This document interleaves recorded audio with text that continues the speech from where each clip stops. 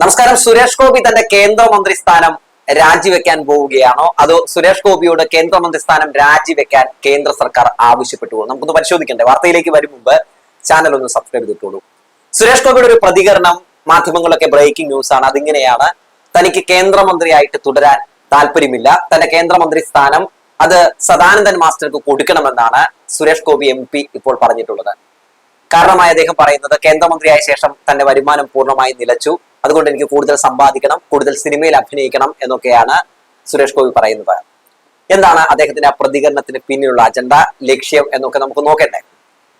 അദ്ദേഹം പറഞ്ഞിട്ടുള്ള ഈ സദാനന്ദൻ മാസ്റ്ററെ കേന്ദ്രമന്ത്രി ആക്കണം എന്ന് പറഞ്ഞിട്ടുള്ളതിന് പിന്നിലെ അദ്ദേഹത്തിന്റെ ലക്ഷ്യം മറ്റൊന്നുമല്ല, BJP പ്രവർത്തകരെ കൂടെ നിർത്താനും എനിക്ക് കേരളത്തിലെ BJPയോടും BJPക്കാരോടും ഒക്കെ വലിയ സ്നേഹമുള്ള ഒരു BJPക്കാരനാണ് എന്നൊക്കെ വരുത്തി തീർക്കാനുമുള്ള ഒരു ശ്രമമാണ്. നമുക്കറിയാം, കേരളത്തിലെ BJP നേതാക്കളും BJPക്കാരും ഒക്കെ സുരേഷ് ഗോപിയോട് അത്ര നല്ല രീതിയിലുള്ള ബന്ധം പുലർത്തുന്നവരല്ല. ഒപ്പം സുരേഷ് ഗോപി അങ്ങനെ കാര്യമായി പിന്തുണയ്ക്കുന്നവരല്ല. എന്തുകൊണ്ടെന്നാൽ കേരളത്തിലെ BJPക്ക് ഒരു രീതിയിലുള്ള ഗുണവും ചെയ്യാത്ത, ഒരു ചുക്കിനും ചുണ്ണാമ്പിനും BJPക്ക് യാതൊരു രീതിയിലുള്ള ഗുണവും ചെയ്യാത്ത ഒരു MP ആണ് സുരേഷ് ഗോപി. റീൽസിലൂടെ മാത്രം വളർന്നു വന്ന, അല്ലെങ്കിൽ റീൽസിലൂടെ മാത്രം രാഷ്ട്രീയ പ്രവർത്തനം നടത്തുന്ന ഒരു നേതാവാണ് സുരേഷ് ഗോപി. സുരേഷ് ഗോപി കഴിഞ്ഞ ദിവസം ഒരു പ്രതികരണം രേഖപ്പെടുത്തിയത് എല്ലാവരും കണ്ടു കാണുമല്ലോ. അതായത് ദുൽഖർ സൽമാന്റെയും പൃഥ്വിരാജിന്റെയും വീട്ടിൽ ED അന്വേഷണം നടത്തി. ആ അന്വേഷണം നടത്തിയത് പല വിഷയങ്ങളിൽ നിന്ന് ശ്രദ്ധ തിരിക്കാനാണ് എന്ന് പറയുന്ന ഒരു സാഹചര്യം ഉണ്ടായി. സംസ്ഥാന സർക്കാരിനെ ആക്രമിക്കാൻ ശ്രമിച്ചതാണെങ്കിലും ED കേന്ദ്ര സർക്കാരിന്റേതാണെന്ന് എല്ലാവർക്കും അറിയാം. അതുകൊണ്ട് കേന്ദ്ര സർക്കാരിനെ വിമർശിച്ച് സുരേഷ് ഗോപി എന്ന വാർത്തകൾ വരാൻ തുടങ്ങി. അത് കേരളത്തിലെ BJPക്ക് വലിയ ക്ഷീണം ചെയ്തു. കേരളം പിടിക്കാൻ വേണ്ടി ഇറങ്ങിത്തിരിച്ച BJPക്ക് സുരേഷ് ഗോപി ഒരു കല്ലായി മാറുകയാണ്, കല്ലുകടിയായി മാറുകയാണ്. അങ്ങനെ സുരേഷ് ഗോപിക്ക് മനസ്സിലായി, സുരേഷ് ഗോപിക്കെതിരെ വിമർശനങ്ങൾ ഉയരാൻ തുടങ്ങി. തനിക്ക് കേന്ദ്രമന്ത്രി സ്ഥാനം പറ്റുന്ന ഒന്നല്ല എന്നുള്ള കാര്യങ്ങളൊക്കെ പലരും പറയുന്ന സാഹചര്യം ഉണ്ടായി. അങ്ങനെ സുരേഷ് ഗോപി തന്ത്രപരമായി രംഗത്തേക്ക് വരികയാണ്. എനിക്ക് അങ്ങനെ തുടരാൻ താല്പര്യമില്ല, ഞാൻ കേന്ദ്രമന്ത്രിയായ സമയത്ത് ഒരുപാട് കാര്യങ്ങളൊക്കെ ചെയ്തിട്ടുണ്ട്, എന്റെ വരുമാനമൊക്കെ അങ്ങനെ അതുകൊണ്ടൊക്കെ നിലച്ചു എന്നൊക്കെ വരുത്തി തീർക്കാൻ വേണ്ടി ഒരു ഇരവാദം മുഴക്കിക്കൊണ്ടാണ് സുരേഷ് ഗോപി ഇപ്പോൾ കളത്തിലേക്ക് വന്നിട്ടുള്ളത്. സുരേഷ് ഗോപി കേന്ദ്രമന്ത്രിയായ ശേഷം ഒരു ലോക പരാജയമായിരുന്നു എന്ന് ഞാൻ പറയേണ്ട കാര്യമില്ല. BJPക്ക് മാത്രമല്ല, കേരളത്തിനും ഒരു തലവേദന തന്നെയായിരുന്നു സുരേഷ് ഗോപി. നമുക്കറിയാം, കേരളത്തിൽ നിന്ന് BJPക്ക് ഒരു MP ഉണ്ടായിട്ടുണ്ടെങ്കിൽ എന്തൊക്കെയോ മലമറയ്ക്കുമെന്നായിരുന്നല്ലോ പ്രധാനമന്ത്രി നരേന്ദ്രമോദിയുടെ വാഗ്ദാനം, ഒപ്പം അമിത്ഷായുടെയും. അങ്ങനെ കേന്ദ്രമന്ത്രിയായ ശേഷം സുരേഷ് ഗോപിയെ കൊണ്ട് എന്ത് ഗുണമുണ്ടായി എന്ന് ചോദിച്ചാൽ, സുരേഷ് ഗോപിയെ കൊണ്ട് ഒരു ഗുണവും ഉണ്ടായില്ല എന്ന് നിസ്സംശയം പറയാൻ കഴിയും. കേരളത്തെ പിടിച്ചു കുലുക്കിയ വയനാട് മഹാദുരന്തത്തിൽ ഈ നന്മ മരം എന്ത് ചെയ്തു? ഈ നന്മ മരം എന്തെങ്കിലുമൊക്കെ ചെയ്യുമെന്നല്ല അവർ പ്രതീക്ഷിച്ചു, തിരിഞ്ഞു പോലും നോക്കിയില്ല. അങ്ങനെ കേരളത്തെ സംബന്ധിക്കുന്ന ഒരു പ്രതിസന്ധിയിലും സുരേഷ് ഗോപിയെ നമ്മൾ കണ്ടില്ല. തിരഞ്ഞെടുപ്പ് അടുക്കുമ്പോൾ കുറെ ഗിമ്മിക്ക് നമ്പറും നാടകങ്ങളും കലിംഗ ഷോയും ഒക്കെ ആയി സുരേഷ് ഗോപി വരും. പിന്നെ റീൽസിലൂടെയാണ് മൂപ്പരുടെ മുന്നോട്ട് പോക്ക്. അങ്ങനെ ഇത്തവണയും തിരഞ്ഞെടുപ്പ് അടുത്തപ്പോൾ കലിംഗ സൗഹൃദ സംവാദം എന്ന ഒരു പുതിയ നമ്പറുമായി രംഗത്തേക്ക് വന്നു. കുറെ BJPക്കാരും ഇയാളുമായിട്ട് കൂടെ നിൽക്കുന്ന ചില BJPക്കാരും സംഘങ്ങളും ഒക്കെ ആയിട്ട് വന്ന് ഇവർ തന്നെ ചോദ്യം ചോദിക്കും. നേരത്തെ മുൻകൂട്ടി തയ്യാറാക്കിയ സ്ക്രിപ്റ്റ് പ്രകാരം അങ്ങനെ ചലിക്കുന്ന ഒരു പരിപാടിയായിരുന്നു. ആ പരിപാടിയിൽ പണി കഴിഞ്ഞു പോയ ഒരു ആനന്ദവല്ലി ചേച്ചി വരികയും ചില ചോദ്യങ്ങൾ ചോദിക്കുന്ന സാഹചര്യം ഉണ്ടായി. ചേച്ചിയോട് തട്ടിക്കയറുന്ന സുരേഷ് ഗോപിയെ നമ്മൾ കണ്ടു. ആ പരിപാടിയിൽ ഒരു വേലായുധൻ എന്ന് പറയുന്ന ചേട്ടൻ ഒരു നിവേദനം കൊടുക്കാനെത്തി ആ ചേട്ടനെ അധിക്ഷേപിച്ചു വിടുന്ന കാഴ്ച നമ്മൾ കണ്ടു. ഇതൊക്കെ BJPക്ക് വലിയ രീതിയിലുള്ള ഒരു കേടുപാടുകൾ ഉണ്ടാക്കുന്ന സാഹചര്യം ഉണ്ടായി. കലിംഗ സൗഹൃദ പരിപാടി അവസാനം BJPക്ക് വലിയ തലവേദനയായി മാറി.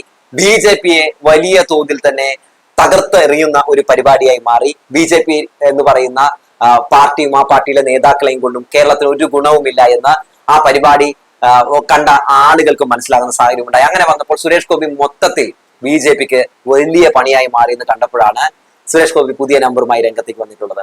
സുരേഷ് ഗോപിയെ കുറിച്ച് നമുക്കറിയാം, സുരേഷ് ഗോപി അങ്ങനെ കേന്ദ്രമന്ത്രി സ്ഥാനം ഒന്ന് രാജിവെക്കുന്ന ഒരു വ്യക്തിയല്ല.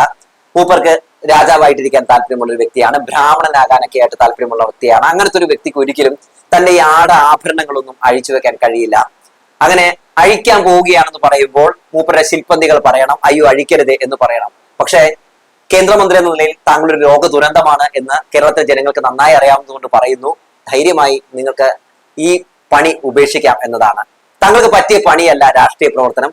താങ്കൾ MP എന്നും കേന്ദ്രമന്ത്രി എന്ന നിലയിലും പൂർണ്ണ പരാജയമാണ്. അതുകൊണ്ട് അറിയാവുന്ന പണി ചെയ്യുക, സിനിമയിലേക്ക് തിരികെ പോവുക എന്നാണ് സുരേഷ് ഗോപിയോട് പറയാനുള്ളത്. ഇനിയും സിനിമയിലേക്ക് മടങ്ങുകയാണെങ്കിൽ ഒന്ന് വേണമെങ്കിൽ കയറി വരാനുള്ള ഒരു സ്പേസ് ഒക്കെ അവിടെ ഉണ്ട് എന്നാണ് ഞാൻ ഇപ്പോഴും വിശ്വസിക്കുന്നത്. സുരേഷ് ഗോപി എന്ന് പറയുന്ന ഈ നടന്റെ റീൽസ് രാഷ്ട്രീയ പ്രവർത്തനം കേരള രാഷ്ട്രീയത്തിന് ഒട്ടും നല്ലതല്ല എന്ന് കേരളത്തിലെ ജനങ്ങൾ തിരിച്ചറിഞ്ഞിരിക്കുന്നു. താങ്കൾ ഒരു നന്മ മരവുമല്ല, ഒന്നുമല്ല എന്നുള്ള കാര്യം ജനങ്ങൾ തിരിച്ചറിഞ്ഞിരിക്കുന്നു. അതുകൊണ്ട് ഇനി ഇത്തരം നമ്പറുകളുമായി രംഗത്തേക്ക് ഇറങ്ങിയാൽ അത് വലിയ ഗുണം ചെയ്യാനുള്ള സാധ്യതയുമില്ല. കേരളത്തിലെ BJP മാത്രമാണോ സുരേഷ് ഗോപി മൊത്തത്തിൽ ചൊടിപ്പിച്ചിട്ടുള്ളത്, അല്ലെങ്കിൽ മൊത്തത്തിൽ അവർക്ക് മാത്രമാണോ സുരേഷ് ഗോപി അപമതിപ്പുള്ളതെന്ന് ചോദിച്ചാൽ അല്ല എന്നതാണ്. കേന്ദ്രത്തിലെ കേന്ദ്ര മന്ത്രിമാർക്കും ഒക്കെ സുരേഷ് ഗോപിയുടെ കടുത്ത എതിർപ്പാണ്. സുരേഷ് ഗോപി കഴിഞ്ഞ ഇടയ്ക്ക് നടത്തിയൊരു പ്രതികരണം എല്ലാവർക്കും ഓർമ്മയില്ലേ? അമിത്ഷായോട് ഞാൻ പറഞ്ഞിരുന്നു എനിക്ക് കേന്ദ്രമന്ത്രിയാകാൻ താല്പര്യമില്ല, എനിക്ക് സിനിമയിൽ അഭിനയിക്കണമെന്ന് പറഞ്ഞിരുന്നു. കേന്ദ്രമന്ത്രിയായ ശേഷമാണ് ഇദ്ദേഹം ഇങ്ങനെയൊക്കെ പറയുന്ന സാഹചര്യം ഉണ്ടായത്. എന്നിട്ട് അമിത്ഷാ ഇതെല്ലാം കേട്ട ശേഷം താൻ സിനിമയിൽ അഭിനയിക്കണമെന്ന് പറഞ്ഞു കൊടുത്ത ഒരു കത്ത്, ആ കത്ത് വലിച്ചെറിഞ്ഞ് വേസ്റ്റ് ബാസ്ക്കറ്റിലേക്ക് എറിയുന്ന സാഹചര്യം ഉണ്ടായി എന്നൊക്കെ പറഞ്ഞ കാഴ്ചയൊക്കെ നമ്മൾ കണ്ടിരുന്നു. അപ്പോ ഇയാളെ നിർബന്ധിച്ച് കേന്ദ്രമന്ത്രി ആക്കിയതാണ്, എന്തിനാണ് ഇങ്ങനെ ഇയാളെ കേന്ദ്രമന്ത്രിയാക്കിയത് എന്ന രീതിയിലുള്ള വിമർശനങ്ങൾ ഉയരാൻ തുടങ്ങി. അമിത്ഷായ്ക്കെതിരെ വിമർശനങ്ങൾ ഉയരാൻ തുടങ്ങി. അമിത്ഷായെ വിമർശിച്ചുകൊണ്ടാണ് സുരേഷ് ഗോപി അങ്ങനെ സംസാരിച്ചത്. പിന്നീട് അമിത്ഷായും സുരേഷ് ഗോപി തമ്മിലുള്ള ബന്ധം തെറ്റി എന്നുള്ള വാർത്തകൾ പുറത്തു വരുന്ന സാഹചര്യം ഉണ്ടായി. അങ്ങനെ മൊത്തത്തിൽ കേന്ദ്ര സർക്കാരിനും സുരേഷ് ഗോപി ഒരു വലിയ രീതിയിലുള്ള ഒരു പ്രശ്നക്കാരനായി മാറിയിരിക്കുകയാണ്. ഈ ഘട്ടത്തിൽ സുരേഷ് ഗോപിക്ക് ഇനി പിടിച്ചു നിൽക്കാൻ കഴിയില്ല എന്ന് കണ്ടപ്പോൾ സുരേഷ് ഗോപി നൈസായിട്ട് പിൻവലിയുന്ന കാഴ്ചയാണ് കാണുന്നത്. വരാൻ പോകുന്ന തെരഞ്ഞെടുപ്പിൽ ഇനി ഇയാൾക്ക് ജയിക്കാൻ കഴിയില്ല എന്നുള്ള കാര്യം ഇദ്ദേഹം ഏറെക്കുറെയൊക്കെ മനസ്സിലാക്കിയിരിക്കുന്നു. ചക്ക വീണപ്പോ മുയല് ചത്തു എന്ന് പറയുന്ന പോലെയാണ് സുരേഷ് ഗോപി MP ആകുന്ന സാഹചര്യം ഉണ്ടായത് എന്ന് നമുക്ക് എല്ലാവർക്കും അറിയാം. ഇനി അത് സംഭവിക്കാൻ ഒരു സാധ്യതയുമില്ല എന്ന് നമുക്കറിയാം.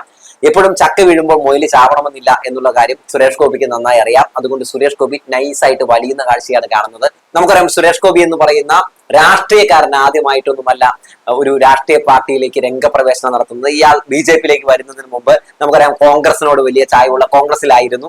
കോൺഗ്രസിന് ശേഷം ഇദ്ദേഹം ഒന്ന് CPM-ൽ കയറാൻ വേണ്ടി ശ്രമം നടത്തി. CPM ഇയാളെ പരിഗണിക്കുന്ന സാഹചര്യം ഉണ്ടായില്ല. പിന്നീടാണ് ഇയാൾ BJP-യിലേക്ക് വരുന്ന സാഹചര്യം ഉണ്ടായത്.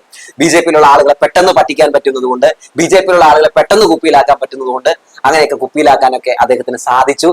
എന്തായാലും MP ആയ ശേഷം, കേന്ദ്രമന്ത്രിയായ ശേഷം സുരേഷ് ഗോപി BJP-ക്ക് തന്നെ വലിയ വള്ളിയായി മാറിയിരിക്കുന്നു എന്നത് BJP-ക്കാരും ഏറെക്കുറെയൊക്കെ മനസ്സിലാക്കിയിരിക്കുന്നു എന്നത് മാത്രമല്ല, കേന്ദ്രമന്ത്രിയായ ശേഷവും അതുപോലെ തന്നെ MP ആയ ശേഷവും ഒക്കെ സുരേഷ് ഗോപി കൊടുത്ത വാഗ്ദാനങ്ങളൊക്കെ പൊള്ളയായി പോയി എന്നുള്ള വസ്തുത കൂടി ജനം തിരിച്ചറിഞ്ഞിരിക്കുന്നു.